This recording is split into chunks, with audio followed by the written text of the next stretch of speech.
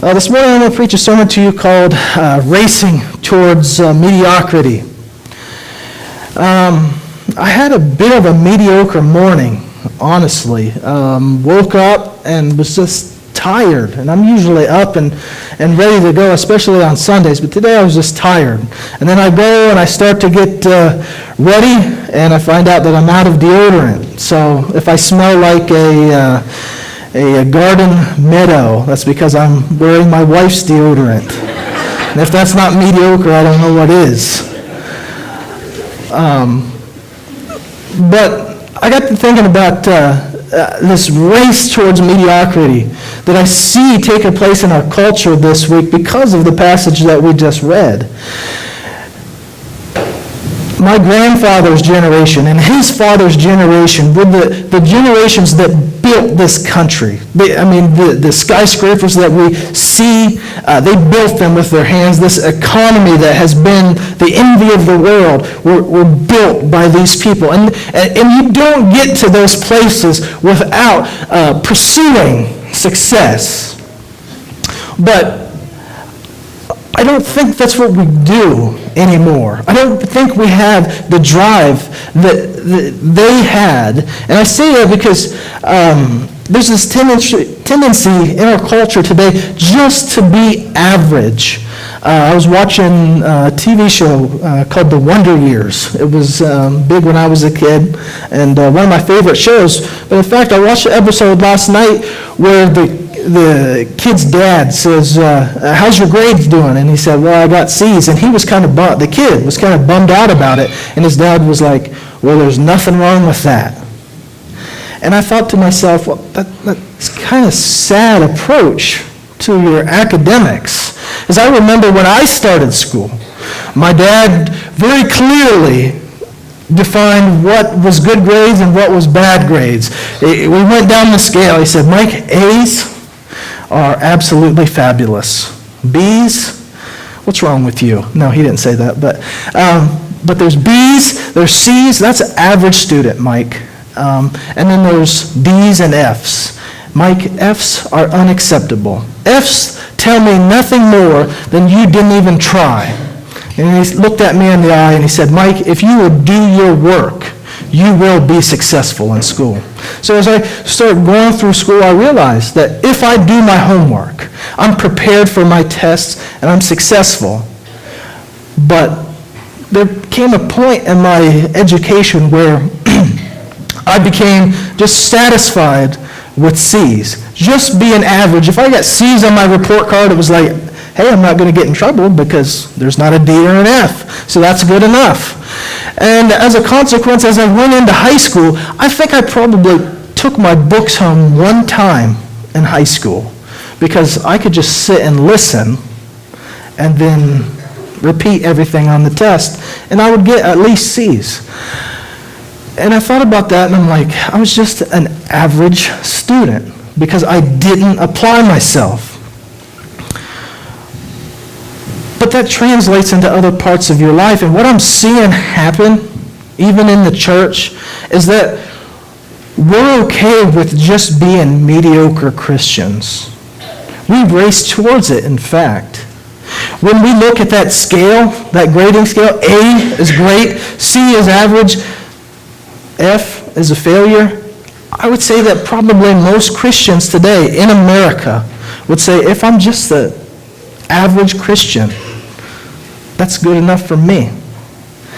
Now, if it's not okay just to be an average student, if C's are just getting by, why on earth would it be okay just to be an average, mediocre Christian?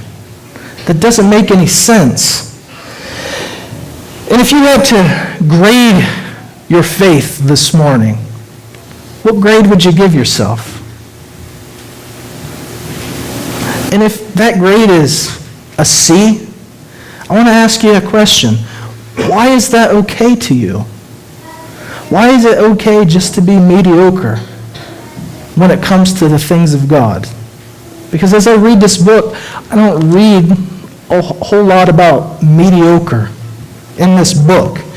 And specifically in this chapter that we read, Nehemiah chapter 5, we see Nehemiah show us through his life how we can overcome a mediocre faith, because a mediocre faith existed in that day. And Nehemiah gives us a description of what mediocre faith looks like, but he also tells us two things that we can use to overcome it. And those two things are mercy and martyrdom. And I want to talk to you about those things today. So if you would, look at verse 1 through 6 with me. I want to talk to you about mediocre faith first. And he says this: "Now the men and their wives raised a great outcry against their fellow Jews. Some were saying that we and our sons and daughters are numerous. In order for us to eat and stay alive, we must get grain. Others were saying, we are mortgaging our fields and our vineyards and our homes to get grain during this famine.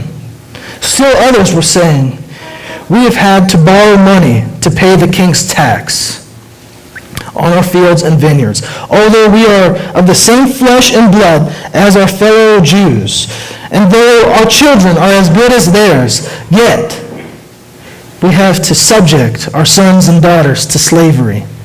Some of our daughters have already been enslaved, but we are powerless because our fields, our vineyards, belong to others." And when I heard their outcry and these charges, I was very angry. Now, I want you to see something. Nehemiah was in the midst of a great trial. But in the midst of trial, the one thing that we find out as Christians is that it tests our faith, right? You remember James chapter 1. It says that perseverance is the product of trials that we go through, and that God uses those trials to develop in us perseverance so that our faith can be refined. So it's not the trials that are the issue. It's the faith that is the issue. When trials come, where do you put your faith? Okay? We have two choices. One, we could put our faith in God. We can trust him with anything. His book tells us that we can. That even if it's death that's the trial that we're facing, that he is able to overcome that. And if he can overcome death, then everything else pales in comparison. And I think about trials in my own life. As I said, when I was a high school student, I really didn't try. It was just, I wanted to be average. I just wanted to get C's to keep my dad off my back. But when I got to college, talk about a trial. Because when I got to college, I had no idea how to study. Like I said, I only took my books home like one time. I had to learn how to study because that first day I sat in a college classroom, the professor said, there's going to be lecture material that you're going to have to take notes on, but that's just for your benefit because the tests are going to come from the book. And I don't think I've even bought the books yet. So I'm like, really? I'm going to have to use these things made of paper? I've never done that before. But I had to learn how to study. I had to learn how to prepare myself. And that was really a trial. Because I went to school with some kids that I also went to high school with. And these kids did far better in high school. They had like straight A's. One dude had a 2-year full ride scholarship. But he was really in the same boat as I was in. He didn't know how to study.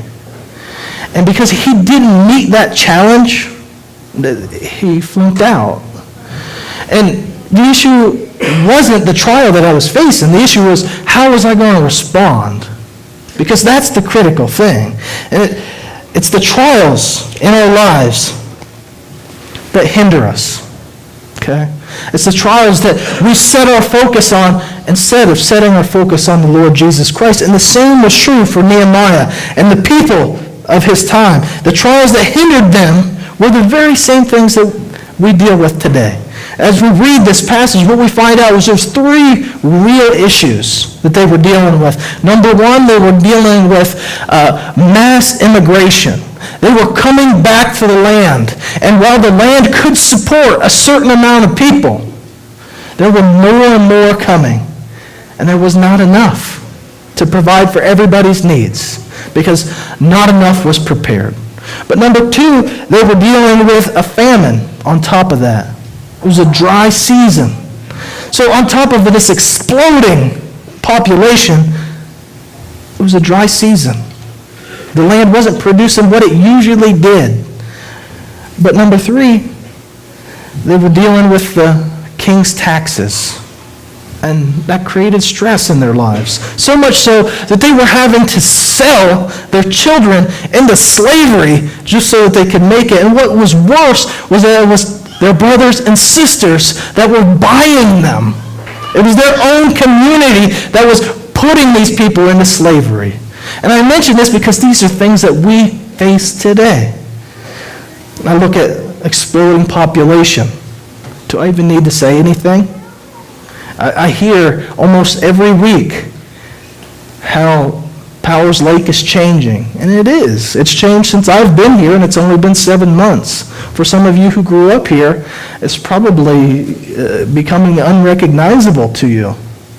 And we even have those problems in churches too, when explosions of growth take place, because resources become limited. When we were a small church, there could be more focus on you. And when growth happens, there's more people. So that attention or that pull or that position that you might have had might not come your way as often as it did before. And the question is, how are you going to deal with that trial? Are you going to trust that the Lord sent new people here? Or are you going to demand that you get your way? Because we see this happen in churches. And there's even classes that you can take called growth problems. And you would think that growth wouldn't be a bad thing, but for some churches they can't handle it. Because resources become limited. And when resources become limited, we want to take care of number 1 above all else. That's what they did in Nehemiah's day. They sold other people into slavery. What are we going to do in our day? Are we going to keep our eyes fixed on Jesus? Or are we going to choose the mediocre faith that's all about me? But we also experience famines. I don't know if you guys have had dry seasons up here. I'm sure that you have. Things where the crops just didn't come in as well as they did before. But I guarantee every person in this room has walked through a dry season of the soul. As they walk through this Christian life, there's just this dryness. Your prayers just aren't as fresh as they used to be. Your desire to be in God's Word just isn't there. It's just a dry season. And a lot of times in dry seasons, we feel like we're just walking through a desert all alone. And the truth is, if you walk alone, it's because you have wandered off. God hasn't gone anywhere.